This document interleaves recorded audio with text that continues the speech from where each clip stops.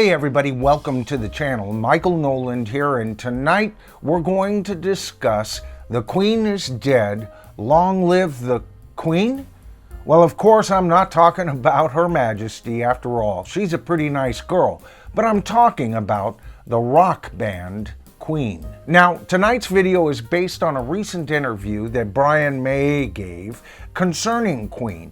He talked about how that Queen has actually been in the studio and even discussing creating a brand new album with brand new material, but it's just never gotten past that discussion phase. And he goes on to discuss that there's a lot of money involved in Queen performing live. Now, I've got a couple of questions for the tribe tonight, so pay attention and let me know what you guys think about all this nonsense. Now, first of all, when Queen performs live, and I'm assuming he's talking about Adam Lambert, he had discussed Adam's name there in the interview, that's what the fans want. Translation, that's what brings in the most bucks for whatever Queen is today. And really, are they even Queen today? After all, Freddie Mercury passed away, and right after that, John Deacon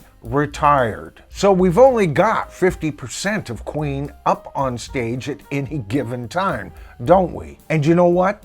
That's only in regards to live performances. You see, they didn't just lose one of the greatest vocalists in rock and, well, in the 20th century, but with Freddie's loss, Queen lost a good portion of their writing right there.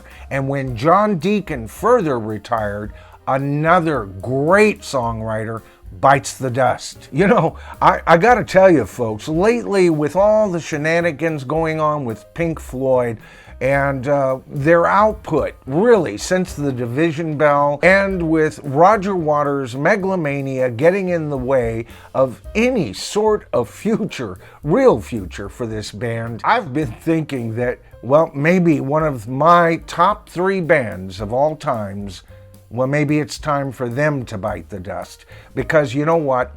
When I start thinking about what Queen has offered to rock and roll and to music in general, Pink Floyd starts to pale, especially when you take a look at their output after Roger Waters' departure. Now, I'm not going to turn this into a Pink Floyd video, but what do you guys think? Is it time for Pink Floyd to bite the dust and let's put Queen up in the number 3 position? Now, there's a couple of reasons why I'm thinking this. First of all, Roger Waters, for most of what we consider Pink Floyd's strongest material, was the primary writer. With Queen, we got 4 writers. And not only just 4 writers, but 4 writers who could write a top 10 hit on top of that. Not even the Beatles had that kind of writing power. Brian May is one of rock and roll's greatest guitarists. I don't quite consider him up on the level of David Gilmour, but he's close. And nobody in Pink Floyd had the vocal power of Freddie Mercury. Now, some of you folks may be saying, oh, now, wait a minute, Michael. You know, I mean, Pink Floyd gave us Dark Side of the Moon, right? And they gave us the magnificent album, Animals, Wish You Were Here. And you know what? Even without Roger Waters, they managed to put together an extensive album. I think it's a wonderful album, The Division Bell. But as soon as I say that, I start looking at Queen's discography. How about the wonderful album Queen 2? Vastly underrated. I mean, these guys were doing Led Zeppelin type of approaches to music, yet in a different, slightly different anyway, subgenre. What do I mean by that? Well, with that album, not only did they go with the light and heavy approach that we saw with Led Zeppelin, but even in packaging that album, they went light and heavy, giving us side white instead of side 1, and side black instead of side 2, side black being heavy and side white being light. But not only that, both sides had light and heavy elements to it, thus making rock's best yin and yang album of all time. Now, that's my favorite Queen album, but almost tied with it is A Night at the Opera and Sheer Heart Attack. With Sheer Heart Attack,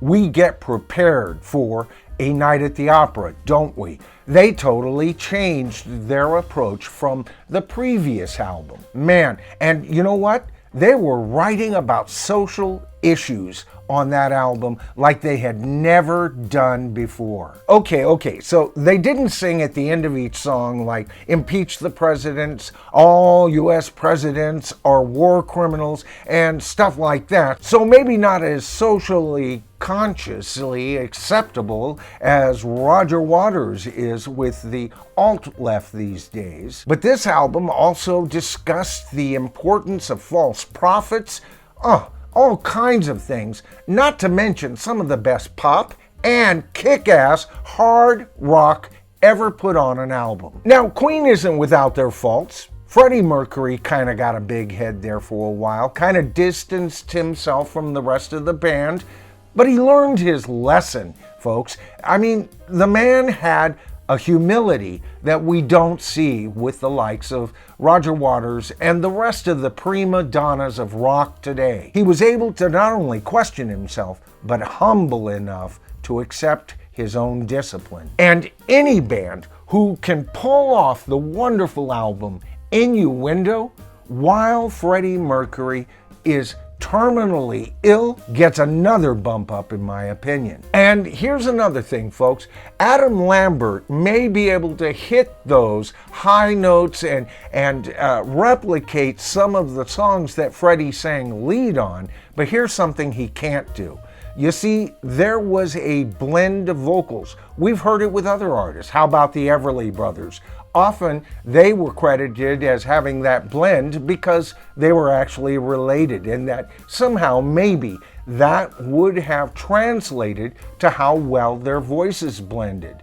But what about John Lennon and Paul McCartney later, who even gave the Everly Brothers a whole lot of credit as to how they developed their harmonies? Here are two guys who weren't related, yet they had that sound that only Lennon and McCartney, often backed by George Harrison, occasionally by Ringo. You know, it's just one of those rare things, isn't it, folks?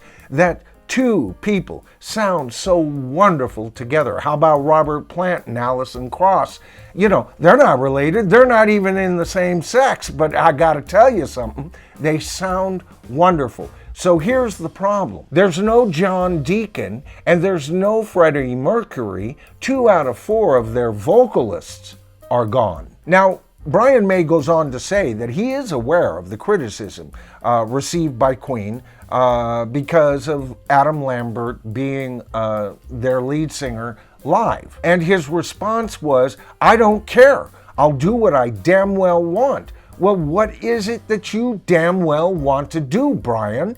You say you're in the studio talking about a new album. You kind of mention Adam Lambert at that point, but then in the same breath, you almost state that it's the money that keeps him coming back to performing live. You know, I always used to talk to my friends about Queen. They all know that I'm a big fan of them. I saw them twice. I saw them at Winterland, and they basically performed a couple of cuts off their first album, but basically the show was Queen 2. I immediately went out and bought that album. I subsequently bought Sheer Heart Attack, Night of the Opera, blah, blah, blah, right? And then they toured again in support of Night of the Opera. And I could see them in a theater, I bought tickets immediately. But why was I devoting so much money to either see these guys or to have their material? I mean, I bought magazines around these guys just for an article on them alone. Well, that's because, really, if you think about it, at least as far as the percentages go, I feel Queen is the strongest songwriting group in rock history.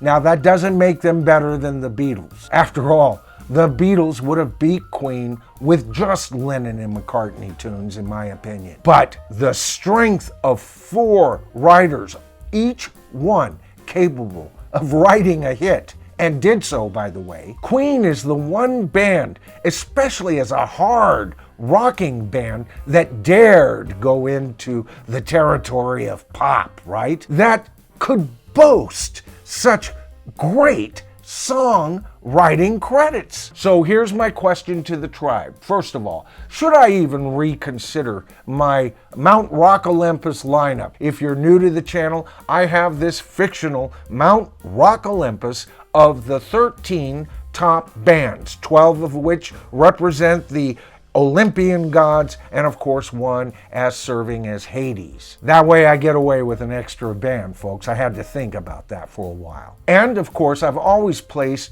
the Beatles as the #1 band in rock and roll, and that I am absolutely firm on. There is no way anybody's going to replace them there. And just as irreplaceable is the mighty Led Zeppelin in the place of Poseidon. So that left Hades as one of the big three, right? And I've always placed Pink Floyd in that Hades spot. Not only for their output, but for their stamp on rock and roll, right? But the more I think about it, and I want to hear from you guys, should Queen replace Pink Floyd in that spot? I'm of two minds on the whole subject. You might say that I have a side white and a side black disposition when considering that possibility. And here's my next question for the tribe. Should Brian May and Roger Taylor just break up Queen finally, stay together, and find two other members, I don't care if it's Adam Lambert or whoever,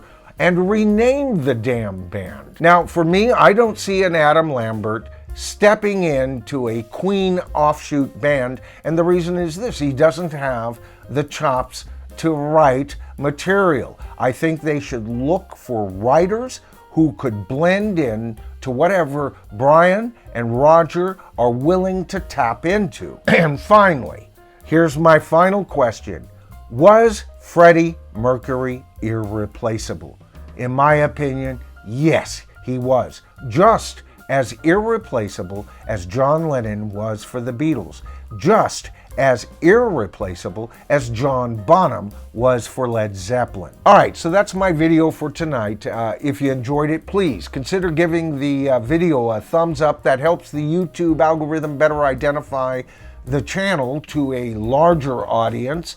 And if you haven't actually joined the channel yet, you haven't subscribed, guess what? You're gonna think like you're back in kindergarten. It's that easy, folks. All you have to do is hit that subscribe to the tribe button, then tap that top bell notification icon, and you'll be notified of all my future videos dealing with classic rock, today's rock and live music scene in general, as well as projected futures for the business of music. Because I gotta tell you, folks, I don't think music is going in a very good direction right now.